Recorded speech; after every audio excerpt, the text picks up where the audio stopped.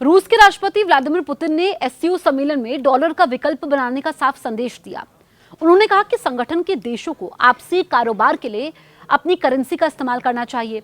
अमेरिकी राष्ट्रपति Donald Trump का बड़बोलापन और भारत समेत दुनिया के शक्तिशाली देशों पर धौंस जमाने का रवैया अब भारी पड़ने वाला है।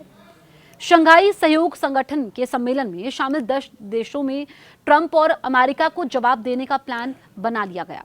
रूस के राष्ट्रपति पुतिन ने तो एससीओ के मंच से डॉलर को खुली चुनौती तक दे दी। उन्होंने बिना किसी लाग लपेटे के दो टूक शब्दों में कहा कि संगठन में शामिल देश अपनी करेंसी में कारोबार को आगे बढ़ाने पर जोर देंगे। पुतिन ने एससीओ के मंच से अमेरिका को खुला चैलेंज देते हुए कहा कि एससीओ के लिए स्वतंत्र भुगतान तंत्र विकसित करने और सेटलमेंट का ढांचा तैयार करने में रूस पूरी मदद करेगा। उन्होंने कहा कि हमें आपसी ट्रेड के लिए अपनी यहाँ पर राष्ट्रीय इस्तेमाल करना चाहिए। पुतिन ने अमेरिका को साफ संदेश दिया कि एससीओ के सभी मेंबर देश अपनी करेंसी में भुगतान और सेटलमेंट कर सकते हैं। रूसी राष्ट्रपति के इस बयान से निश्चित तौर पर ट्रंप को मिर्ची लगने वाली है, क्योंकि पिछले दिनों ब्रिक्स सम्मेलन के समय ट्रंप ने डॉलर को कमजोर करने पर टैरिफ लगाने की खुली धमकी दी थी।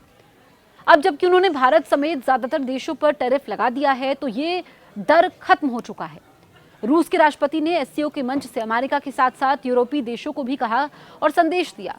उन्होंने कहा, एससीओ दुनिया में सही मायनों में मल्टीपोलरिटी लाएगा। इसका मतलब यह है कि अब ताकत सिर्फ कुछ देशों के पास सिमट कर नहीं रह जाएगी। पुतिन ने कहा कि यूरो सेंट्रिक और यूरो अटलांटिक मॉडल पुराने हो चुके हैं। मौजूदा समय में इसका कोई मोल नहीं रह गया है।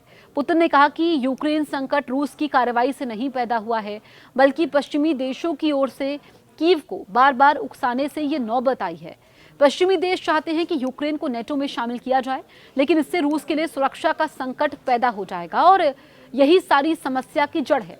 कोई भी देश अपनी सुरक्षा तब सुनिश्चित नहीं कर सकता जबकि दूसरे देश विस्तारवादी रवैया अपना रहे हों। पुतिन ने कहा कि पिछले दिनों अलास्का में अमेरिकी राष्ट्रपति डोनाल्ड ट्रंप के साथ मुलाकात के बाद शांति की उम्मीद जगी है। उन्होंने कहा कि एससीओ में आपसी सहयोग की गति काफी तेज है और रूस सभी क्षेत्रों में सहयोग बढ़ाने के लिए वचनबद्ध है।